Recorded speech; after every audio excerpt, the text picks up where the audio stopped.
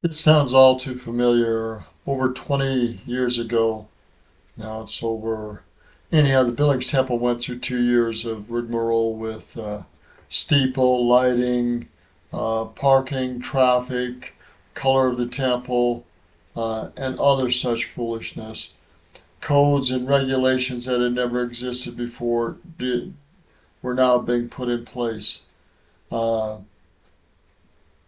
City council members had to quit and move elsewhere. It was a 2 year battle, and it was crazy.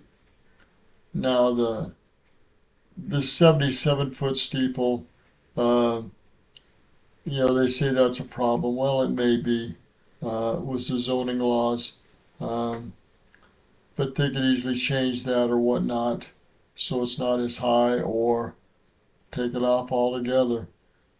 Something will have to be done. I don't know if it takes 2 years for Cody to get the exemption approved or get things changed to approve it. Uh, so be it. But for the church to sue uh, the Cody, Wyoming city because of that vote, that's kind of a surprise. Anyhow,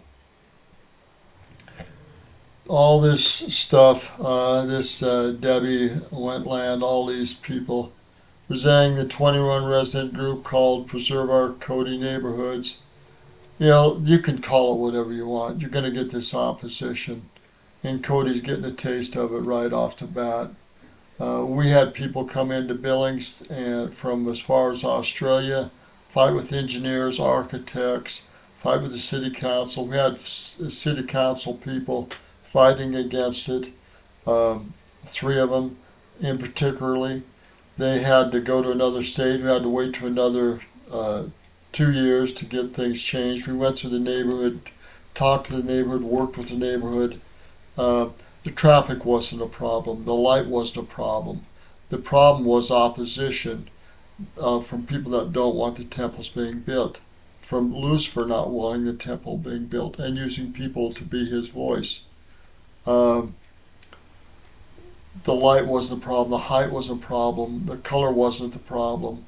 The traffic wasn't the problem. It was the opposition that was the problem, and the opposition from Lucifer or Satan. And Cody's now getting a taste of that, so they'll have to deal with it.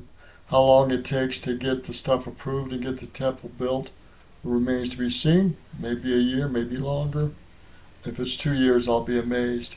But Cody wanted their temple. They asked us why we couldn't build it in Cody instead of Billings. The prophet decided to build it in Billings. Now Cody's got their wish.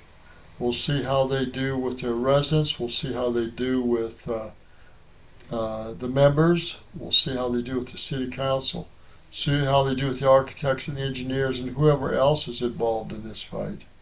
Uh, so, so this is. We'll see how the laws changed, or how the ordinances are changed, or what's changed in the design to facilitate the steeple or the tower at the temple.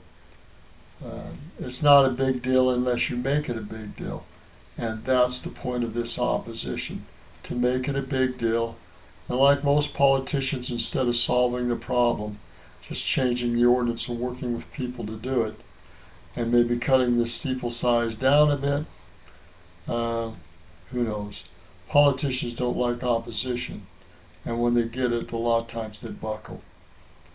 And it takes them stronger reserve and backbone than a lot of them have. They take the easy way often, and it turns out being the wrong way. This picture here, I think, another picture of another temple that's not even in. I think it's a Portland temple. This is a picture of, and there's no way the Portland temple is anything close to the Cody temple. Let's go to the Cody temple design and see what it says.